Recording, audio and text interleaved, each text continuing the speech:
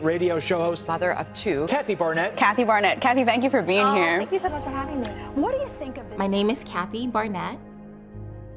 I grew up in southern Alabama, very rural, one-stop sign town called Nichburg.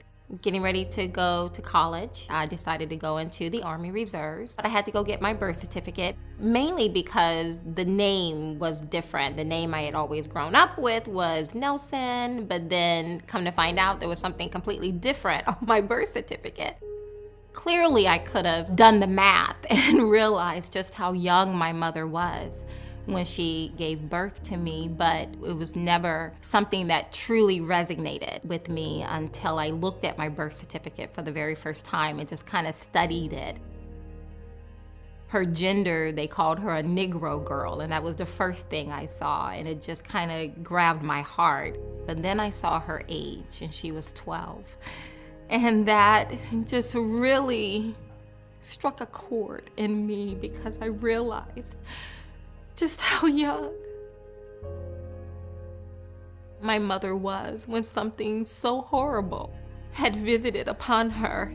Even to this day, it's a very hard word to say, but my mother was raped. Given her young age, at 11 years old, my father being 21.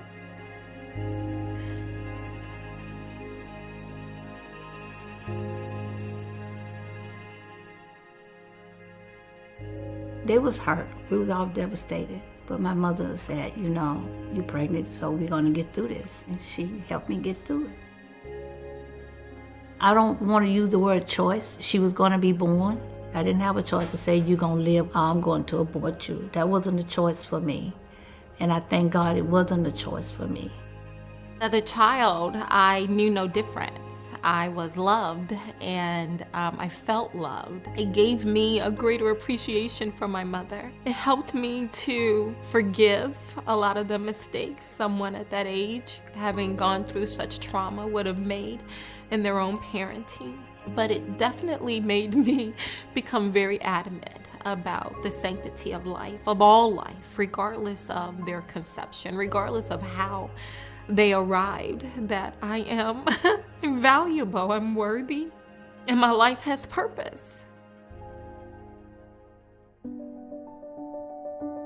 Before the foundation of the world, God saw me and he decided that I would be, and he said in his word that not only did I see you, but I called you, I predestined you. And so as a Christian, I believe in the value of life, that when I was in my mother's womb, he was knitting me together. Even among Christians, even among staunch conservatives, an exception to the rule of being pro-life for many is in the case of rape. And yet my life has value.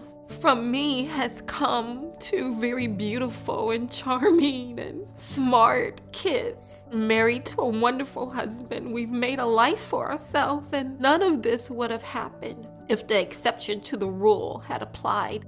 Regardless of how old you are and how the child was conceived, that child deserved a chance. And if I had made that choice, where would I be at right now without my daughter? The hardest struggle for my mother, the hardest thing for her to overcome, I think is just the effects of the trauma itself. And that is why I think it's so important to help people understand that the trauma has already been inflicted. The child should not be inflicted with the consequences that squarely belongs on the one who inflicted the trauma. You have to be able to see the difference.